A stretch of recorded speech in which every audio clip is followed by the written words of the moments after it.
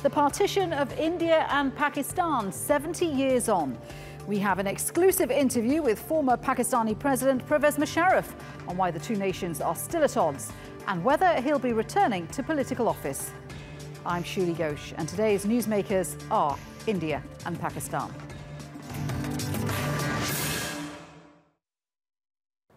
It was the biggest human migration in history. 1947 marked the partition of India, pushing millions of people to a new home, Pakistan.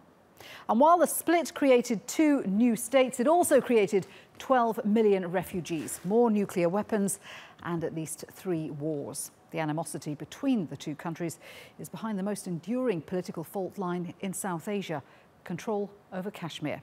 In a moment, we'll speak with Pervez Musharraf, Pakistan's president between 2001 and 2008, in a special interview. But first, Vanessa Keneally looks back at the events that started it all.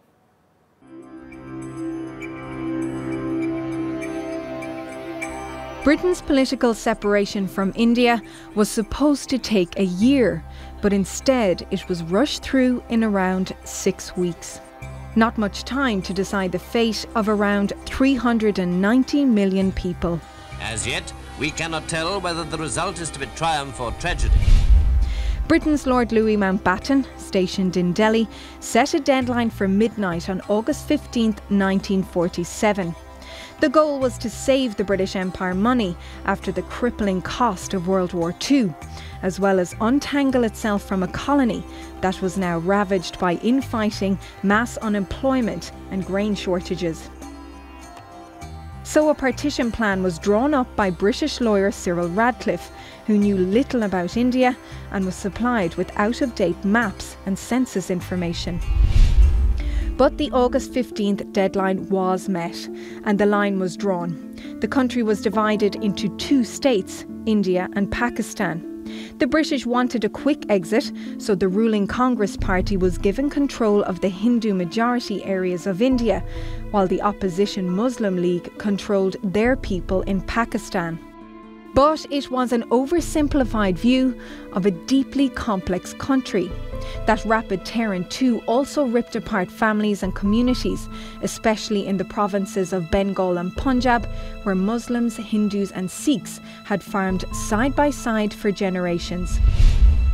More than 1 million people died in the fighting that followed, and the largest mass migration in history took place, as 10 million people tried to cross the new border, afraid of suddenly becoming a minority.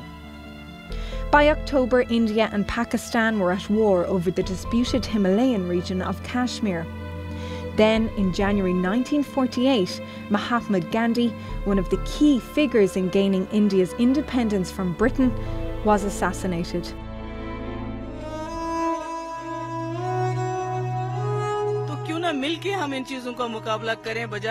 We should fight together against corruption, rather than fighting with each other. We should open more ways. More business should happen between 2 countries. Our students should go there and vice versa. I think that whatever tension is prevailing should end, and we should resolve our differences. Britain's plan for a clean break had been shattered. In the past 70 years, India and Pakistan have fought 3 major wars over disputed Kashmir in 1948, 1965 and again in 1971, with this last battle ending with the creation of Bangladesh. The so-called line of control was also established around then and has been a pressure point since, with India accusing Pakistan of arming militants to help its cause. India also said Pakistan was behind the Mumbai attacks in 2008, which saw several key locations across the city targeted and more than 160 people killed. Repeated ceasefires over 7 decades have stalled, and despite agreeing to full disclosure on each other's nuclear weapon stockpiles, both India and Pakistan remain fully armed. And with attacks taking place along the line of control right up until a few days ago, it seems the cracks from that 1947 split are still there. Vanessa Keneally, The Newsmakers. Now, he led Pakistan's army for more than 10 years before becoming the Minister of Defence and the nation's 10th leader. Joining me now from Dubai is former President of Pakistan, Pervez Musharraf. Thank you very much indeed for being with us. I know that you were born in Delhi during the time of the British Empire. You were just a child when partition happened, but there were so many appalling experiences on both sides. Do you think that's part of the problem today when we talk about India-Pakistan relations? There's just so much painful history there. Yes, I think that past persists, unfortunately. It persists, unfortunately, because India has not genuinely reconciled to the creation of Pakistan. Therefore, this confrontationist stance, unfortunately, continues. And yet there were high hopes when the Indian Prime Minister Narendra Modi invited his Pakistani counterpart to his swearing in. Many observers took that as a sign of a new chapter, but it didn't really happen. Why not, do you think? No, because I think the one is to show, which is superficial. The other is genuine intent, sincerity, to resolve disputes. That sincerity is not there at all in Prime Minister Modi's stance. What his utterances, the utterances, statements of his ministers, of his generals, are certainly not conciliatory. They are confrontationist.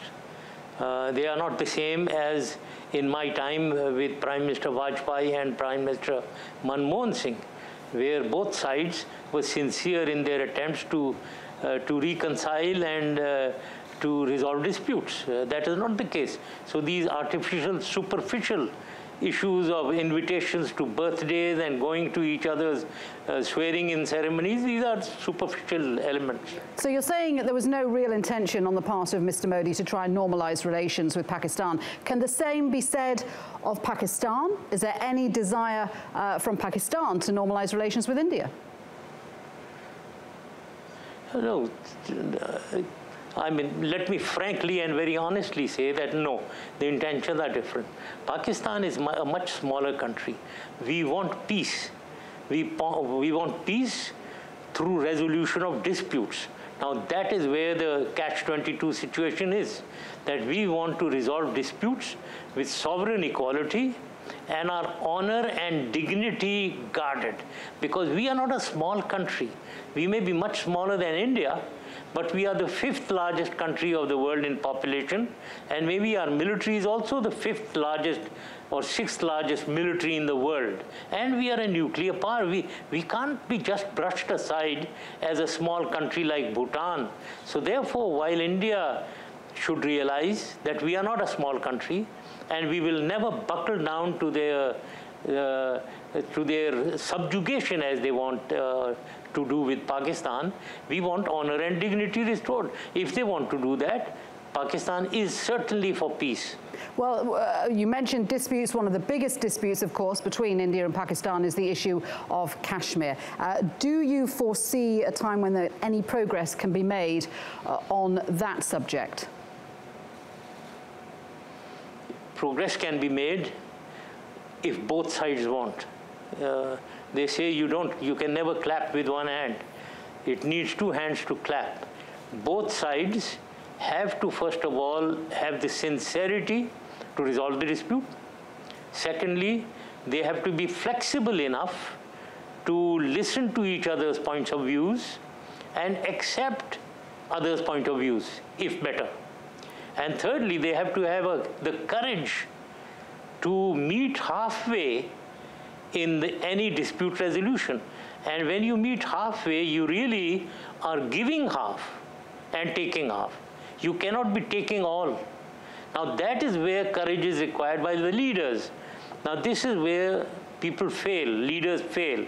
They want to take all, and then they become rigid and inflexible. They don't want to give at all. So therefore, I think while dispute resolution is not easy, but if there is true amount of sincerity and flexibility, dispute resolution can be achieved. We had a 4-point formula in my time, and we were moving forward genuinely towards peace. We were drafting a peace agreement. So therefore, these things are possible when both sides want peace. You say it's down to the leaders to show the path forward when it comes to trying to get peace between the two countries. But the problem in Pakistan, of course, is that leaders are very influenced by the army. You're an army man. You know this, of course, and the criticism is that the Pakistani army has no interest in better relations with India. This is most unfortunate. Let me tell you, again, with all sincerity, now I really don't know how. I wish there was some system of proving or showing my sincerity when I'm saying that. Yes, indeed, I'm an army man, and I have commanded the army for so many years. I know the army inside out. I know their feelings inside out. They are for peace. As I said, we are a smaller country. We cannot have an aggressive stance. Our overall military strategy is of defensive deterrence. That is our strategy.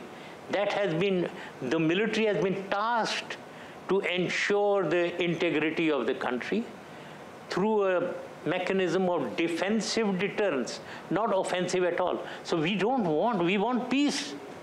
So this element that you're talking of has been spread by India. And they have been spread by those who are against Pakistan, and they want to balkanize Pakistan, they want to weaken Pakistan, they want to weaken the army. That is not the case. We want peace, and army is all the way with the government if they want peace. Okay, I mean, we know that relations between the two countries were never so low as immediately after the Mumbai attacks in India in 2008. The complaint from India that the Pakistani government backed the group which carried this out. And this is a constant criticism from India and from the US that Pakistan is unable to rein in terrorist groups. Well, I mean, let us analyze these things and get to the core of the problem, and then understand why such things occur. Certainly, no sane person will support whatever happened in Bombay, but let's not stop there. Let's go back. The environment between India and Pakistan, it's of tension, it's of confrontation. There is another issue, the environment within India of Muslim versus Hindu. This is a very serious issue, especially these days, where Muslims are being killed at random.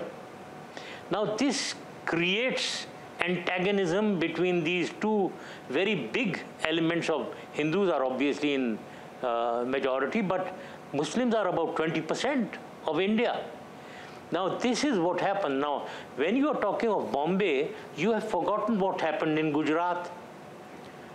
Gujarat, 2,000 Muslims were butchered by the Hindus, while the same Prime Minister Modi was the chief minister, and he was abetting with the police. Now, we forget that because India is too strong, too big, and they ensure that the world, their diplomatic exterior maneuver is successful. Nevertheless, and the world forgets about whatever they do. Isn't it contingent on the Pakistani government to rein in terror groups? You yourself were criticized by the US for not doing enough to control the jihadis. So this is clearly, a source of dispute between not just Pakistan and India, but Pakistan and the West. Well, I mean, your suggestion then is, whoever says that, I really take offense to it, because then, again, we have to do. Pakistan should rein in terrorists. They will keep killing 2,000 people in Gujarat. Next time they will kill in Delhi, and the third time they'll kill somewhere else. That will be ignored. But we have to rein in our terror. The problem is there is emotional attachment, there is emotionalism between the Muslims of Pakistan with the Muslims of India. Therefore, when 2,000 people get killed there, or when there is an issue like the Samjhota Express, which was where many Muslims were again butchered there, through the attack, and an Indian serving major was involved in that. All these are ignored. So these, whatever happens in Bombay or elsewhere, is a reaction to these things. We want to ignore that. When you ignore that, you will never succeed. You will never succeed to bring peace between the two countries. Let's talk about Pakistan today, because yet another political crisis in the country. Nawaz Sharif being forced to resign. Have you got any plans to go back to Pakistan and re-enter the political fray? Well, let me say, yes, I have. And I have a vision for Pakistan because of the turmoil, the political turmoil that exists within Pakistan. Therefore, I believe the only solution to Pakistan's crisis, the political crisis, is to create a third political force.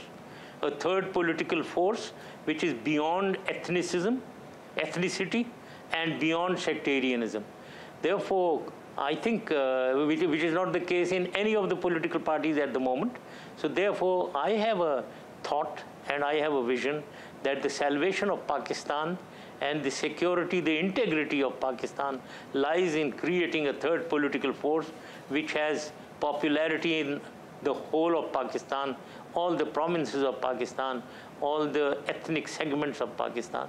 And that is where I think maybe at this moment I have a role to play. Do you think it'll be quite difficult for you to go back? Because you are facing a number of charges in the courts, including for treason and accusations over the assassination of Benazir Bhutto. Do you think you can return safely, given that? No, I'll have to face them. But with the full knowledge that all these cases are politically inspired, especially by the Prime Minister who's left the scene now. We should also know that each one of these cases, each one of them, the ones that you've named, were initiated about 2 to 3 years after I left Pakistan, after I resigned. 2 to 3 years after I resigned. And only when I made my political party, this APML, after that, these cases were initiated. So you can understand the intentions of these cases. Now, if the initiator of that cases generally is out, well, we'll face these cases in the courts, and I hope justice will be done. And quick final question, will the Pakistani people welcome you back? Do you think you have support in Pakistan? Because the last time you went back in 2013, it didn't seem as though you had a huge amount of support. Yes, I totally agree with you. Although that was not a genuine view of my support, because in the last day, the venue was blocked by the police and our permission was withdrawn. We were supposed to have this the gathering somewhere else at the Quaid-e-Azam mausoleum. And then a lot of things happened because of which the support was, and I agree with you that the public support was not there. But let me tell you, if you go to Pakistan and find out from the people of Pakistan, today they are harking back entirely to the days of my governance, and they all think that it was that time where they had, people were happy, there was welfare of people going on, and there was tremendous amount of socio-economic development going on in Pakistan. This is the general feeling everywhere. Now, one has to muster that through creating a platform. I don't have the platform at the moment. I am trying to create a platform. Do you want to be Prime Minister? Like-minded people. No. No, I don't want to. I think there has to be a more dynamic, younger person who should become a Prime Minister. I can be only in the advisory role, which I think I can help out. And very quickly, because we are running out of time, are you able to tell us when you're going back to Pakistan? Yeah, that's $1 million question. It is, and I was hoping you would answer it on this show. I always believe, and I've been telling these to the Americans also when they were talking of we are going to leave in 2014. I always used to say never make it time related, always make it effect related. You should talk of effects. What effects you want to create, leave when those effects are created. Pervez Musharraf, thank you very much indeed for joining us. Well, let's get the perspective from India now on this 70th anniversary of partition. Joining me from New Delhi is Reza Laskar. He's an associate editor at the Hindustan Times. Reza, good to have you with us. I know that you have a unique perspective because you've worked in both Pakistan and India. We were talking to General Pervez Musharraf earlier. He was saying that there is no real appetite to try and get relations between India and Pakistan back on track right now. Would you say that is a fair assessment? You know, I don't usually agree with many of the things that General Pervez Musharraf says, but under the current circumstances, I think he's bang on target. I personally don't see any chance of relations between these two countries getting back on track, or even some sort of informal or formal talks happening anytime in the near future. And yet the Prime Minister Narendra Modi, right at the beginning of his prime ministership, was making overtures towards Pakistan, inviting his Pakistani counterpart over to his swearing-in ceremony. Was there optimism at that point, or was that a cosmetic exercise? I think there was a lot of optimism even before that point in time. Let's not forget that Prime Minister Narendra Modi's election was preceded by the election of Nawaz Sharif by a huge majority.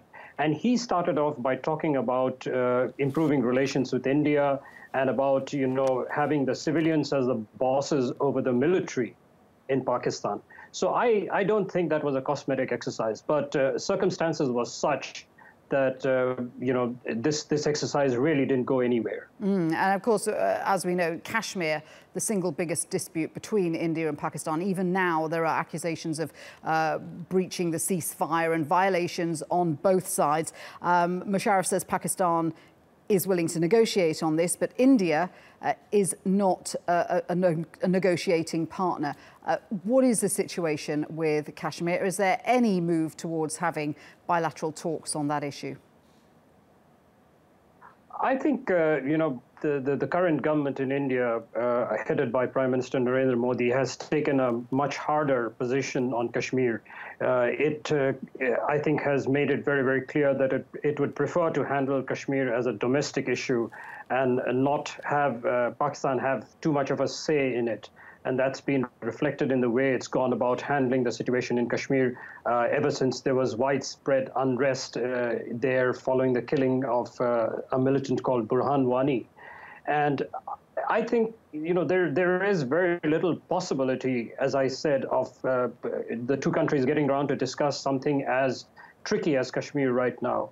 I mean, they're not even talking to each other. There was an effort in December 2015 to get things moving, but since then, nothing has really worked out. So I don't think Kashmir is even on the table.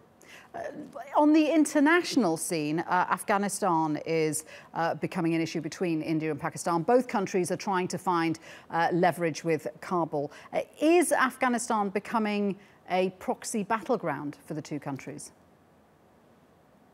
Well, I think it's already become I wouldn't say it's a battleground, but it's become a staging area where both countries have been flexing their muscles for quite some time now. India has invested quite a bit of money in Afghanistan on development projects. It's put in a lot of resources. Apart from military assistance, it's given almost everything. But this current government has even, you know, altered the rules over there. There's been some limited amount of military hardware being supplied to Afghanistan. There is a lot of shadow boxing that goes on between the two countries in Afghanistan. And the sad part is that, you know, Afghanistan really needs to be a part of the agenda for any sort of talks between India and Pakistan. But that has never been the case in recent years. Yeah, how important is a stable Afghanistan for India's interests, and how much of that is threatened by the perceived support for the Taliban coming from Pakistan? Well, I think if you really speak to people in India's foreign ministry, they would probably, almost everyone would tell you that Pakistan is one of the biggest reasons for what they see as the instability in Afghanistan. While that may not be a totally accurate reflection. I mean, Afghanistan has its own problems. The government it has is pretty weak. But an unstable Afghanistan, I think everybody in Delhi agrees is not good, not just for India, but for the entire region. Yeah, it's something that nobody... I was going to say that there's a huge amount of concern about the insurgency, the growing insurgency in Afghanistan. You know, this war has been going on for so long. US particularly concerned about the Taliban. US lawmakers have said that they'd like to increase India's support for the Afghan security forces. Is that something that India is going to do, even though that's going to be yet another irritant for Pakistan? You know, India has historically had only one instance of sending its troops into a foreign country, and that was in Sri Lanka. And that was an unmitigated disaster. Ever since then, governments have been very, very reluctant to send Indian troops to foreign soil, unless it's under the UN flag.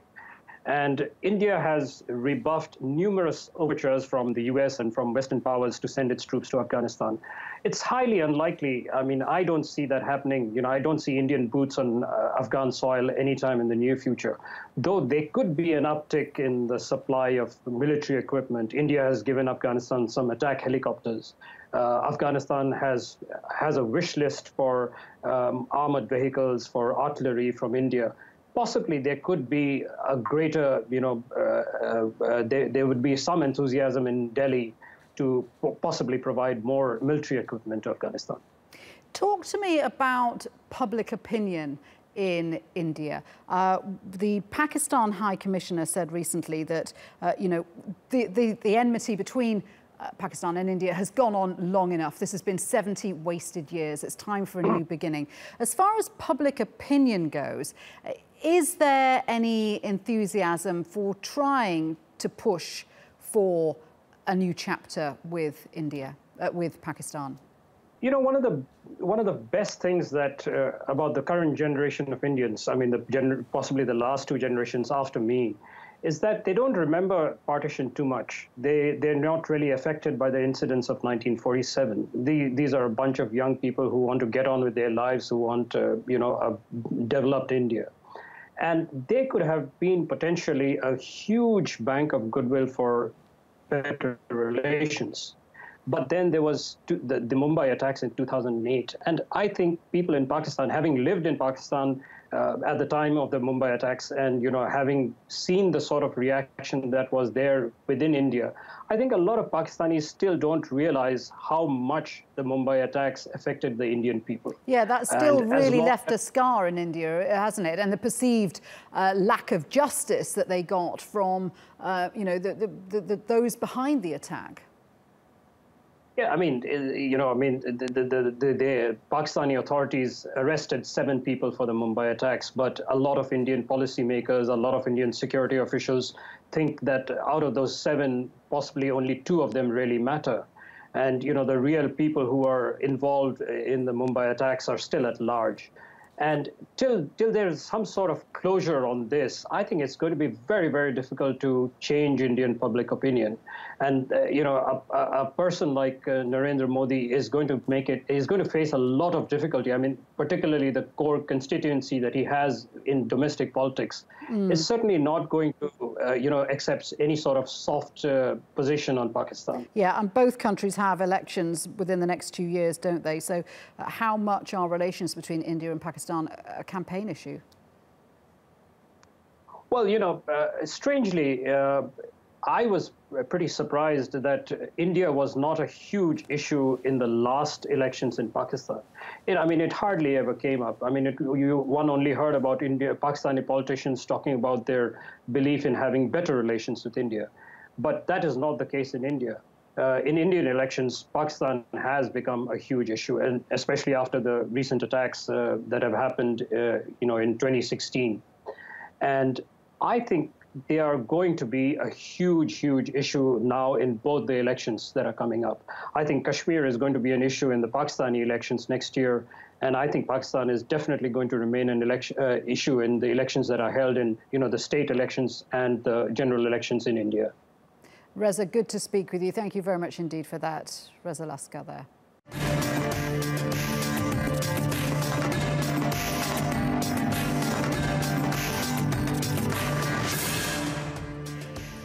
Coming up on the programme, why is Iran aiding the Taliban in Afghanistan? Welcome back to the Newsmakers. Now, as we mentioned earlier in the programme, a major issue between India and Pakistan is their race for influence in Afghanistan. The country, ravaged by war, has become a chessboard for the region's top military commanders, and a new player has crept into the game: Iran. It used to be an enemy of the Taliban, but now Tehran is helping its former foe to exploit a power vacuum created by 16 years of continuous war. So, what could come out of a Taliban-Tehran alliance? That debate in a moment. But first, this report by Shoaib Hassan.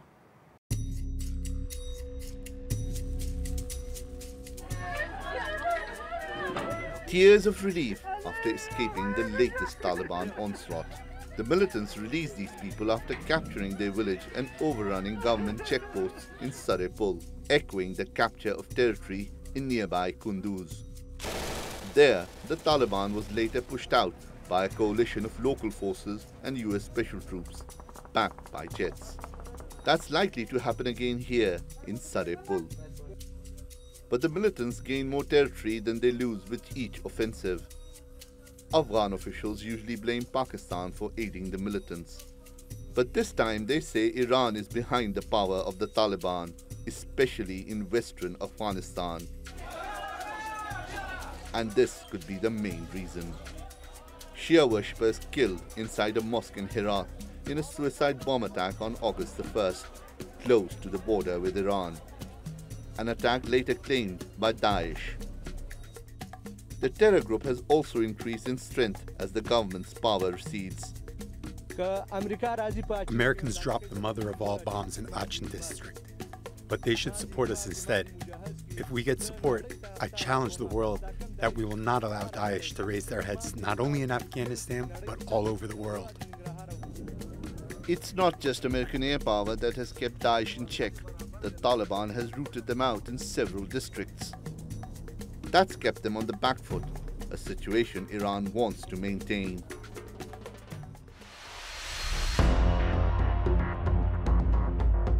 Tehran's early relationship with the Taliban was troubled and hostile.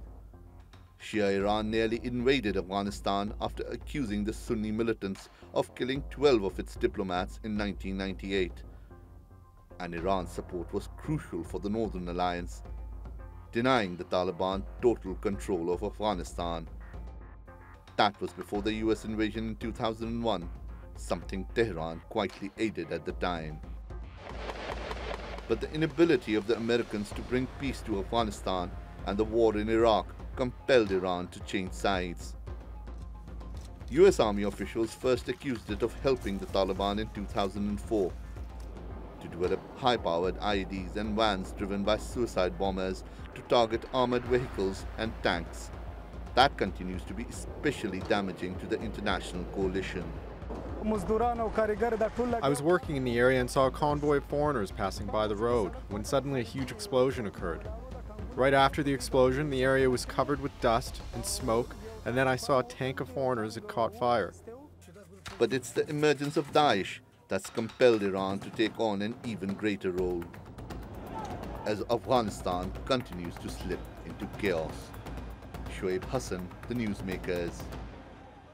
Well, to discuss this, I'm joined now from Washington by Omar Samad. He's a former spokesman for the Afghan Foreign Ministry and former senior advisor to the Afghan Chief Executive. In Tehran, Mohammed Eslami. He's a research fellow in Middle East and North Africa Studies at Mofid University. Also in Washington, retired US Brigadier General Mark Kimmett, who was a spokesman for the US military in Iraq. Gentlemen, good to have you with us. Omar, there have been consistent reports over the past few years that Iran has contact with the Taliban. When the Taliban leader Mullah Mansour was killed last year, he was said to be returning from a very high-level meeting with officials in Iran. So how credible are these claims that Iran is supporting the Taliban? there have been reports for many years, and more recently, they have become more substantiated and more serious. And I think the Afghan people and the Afghan government are taking this very seriously at this point, because we already have an issue with Taliban who have their safe havens in Pakistan. And so news of some Taliban factions, and we're not exactly sure how that network is configured at this point, but some Taliban factions having some type of relationship with Iran or some parts of the Iranian regime is troubling. And those reports obviously have also shown that the recent events in certain provinces of Afghanistan may have some linkages to Iran. So what needs to be done is to make sure that the Iranian government and the Afghan government talk about this, as was the case recently between President Ghani and the Iranian authorities in Tehran just a few days ago, and that they address the issues that may be contributing to this. Okay, Mohammed, you're in Tehran. What is the assertion there about whether Tehran is funneling weapons and support to the Taliban? The people of Afghanistan, especially Hazaras and the people of this village, Mirza Olang, are the victims of, unfortunately, U.S. policies in the last decades in Afghanistan, which helps ISIS and other extremist groups to expand in these Okay, but specifically on the So assertion that Iran is helping the Taliban to undermine U.S. influence in Afghanistan. What do you make of that? for Iran as a regional power, it is very common to have relations with various groups, such as Taliban, and they're following the policy to support Afghanistan government to defend its people from the threat by ISIS. So you're saying that Iran is supporting the Taliban, but they used to be mortal enemies of the Taliban. So why has Iran changed its policy towards the Taliban? You know that it's famous that the enemy of your enemy could be your friend. I don't want to say that. I'm accepting that Iranians are supporting Taliban or financing them, but I want to say that yes, Iran, like other countries, have many various ideas and instruments to secure its interest in Afghanistan. And especially, I want to emphasize that I'm sure that it is in a coordination with Afghanistan government and the president of Afghanistan. Okay? Sorry, helping the Taliban in cooperation with the Afghan government. That seems a bit of a confused picture. I heard and I know about some media reports about Iran is supporting Taliban and financing them, and high-ranking delegation from Taliban last year came to Iran. Yes, I know about this, but there's no any proof about Iranians funding the Taliban or helping them. Right. We are supporting Afghanistan people, yeah. Okay. Mark, this is something that's been reported before, hasn't it? Iranians supporting groups who oppose the US, even though their ideologies aren't the same, and even if they come from opposite sides of the Sunni-Shia divide. No, I don't think I really need anything to add on to what our colleague from Tehran has just said. He's admitted that the Iranians are supporting the Taliban. He's admitting that the Taliban, who are against the elected Afghanistan government, are their friends. As he says, the enemy of my enemy is my friend. It's clear that this is more than simple rhetorical support. There's clear evidence of arms, ammunition, and support being given to the Taliban. Look, I think the Iranians understood from the 90s and the early 2000s the danger presented by the Taliban when they were tied in with al-Qaeda. They are more concerned now about ISIS than they were about al-Qaeda, to the point where they are now sleeping with the enemy, which is the Taliban. So I wonder why you are asking me any questions, because the very admission of Iranian influence and support for the Taliban has been given by our guests from Tehran. Indeed, and there's also been reports that some of these weapons coming to the Taliban are coming from Iran through Russia. So ultimately, you've got what, Iranian and Russian weapons being put in the hands of people who could be using them against US troops. Sure, and we saw that in Iraq as well. It didn't necessarily have to come from Russia. The Iranians have access to sufficient former Warsaw Pact weapons. Plus, they also have access to very, very sophisticated weapons, such as explosively formed penetrators. We saw in the 06 to 10 period, when the Iranians were an active aggressor against the United States and coalition forces inside of Iraq. And let's be candid, Iran still maintains a significant amount of influence inside of Iraq through their support for the Shia militia popular mobilization forces that are fighting ISIS. So it's just a natural extension for what they are doing inside of Iraq to do what they are clearly doing inside of Afghanistan. Right, right. We know that Afghan intelligence officials said after the attack in Farah province last October that 4 senior Iranian commandos were among the dead. The local Farah governor, Mohammad Arif Shah Jahan, says the regional politics have changed. The strongest Taliban here are Iranian Taliban. Omar, so that means there are Iranians on the ground leading operations. There are also reports that Iranians are training Afghan refugees in their country to fight and then sending them back to join the Taliban in Afghanistan. So they're actively recruiting for the Taliban as well. What is troubling to me is how Iran fails to see the threat that exists between a nexus that we are seeing developing and emerging between Daesh and Taliban. What happened in Saripol province, as our Iranian friend alluded to earlier, seems to be a collusion between Daesh and Taliban elements in that province. And that could be the future of how these groups operate. And so I wonder how Tehran would deal with such an issue. I had heard that idea about Daesh and the Taliban operating together. But on further research, it seems to be that that is not the case. Maybe there are some elements of the Taliban that say they're inspired by Daesh. But isn't Iran more worried about the spread of Daesh? And that's why it's arming the Taliban. One of the reasons is to keep Daesh at bay.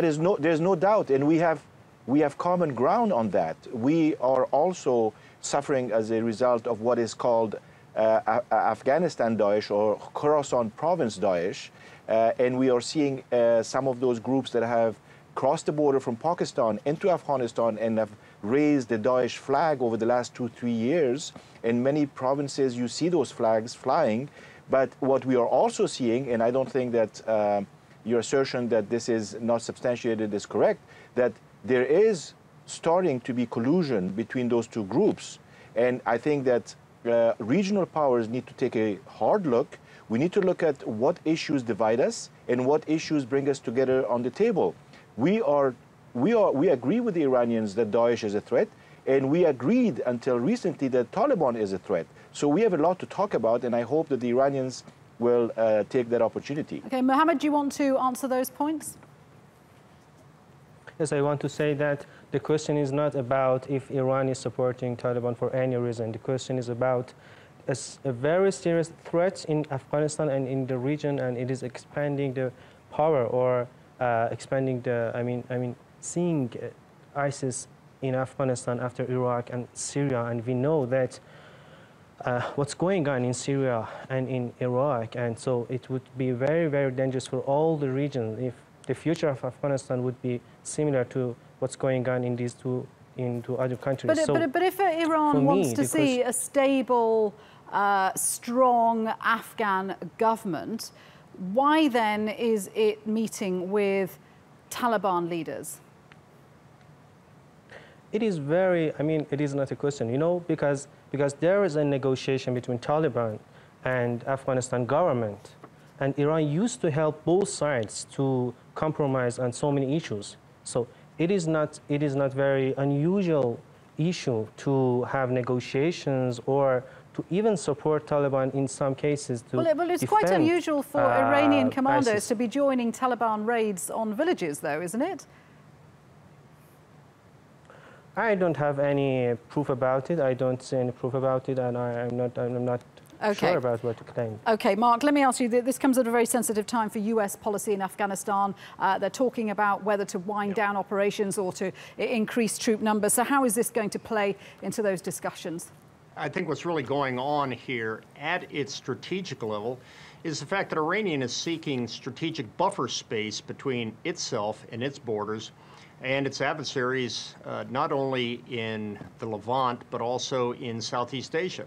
They are trying to develop a buffer so that their own borders are not at risk. But that type of buffer can be done diplomatically. It doesn't necessarily have to be done by force of arms. I think they see in the case of Afghanistan, they see a declining American interest, an extended American operation inside of Afghanistan. They believe that the United States is starting to look at Afghanistan as they did in Iraq and seeing a desire to pull out.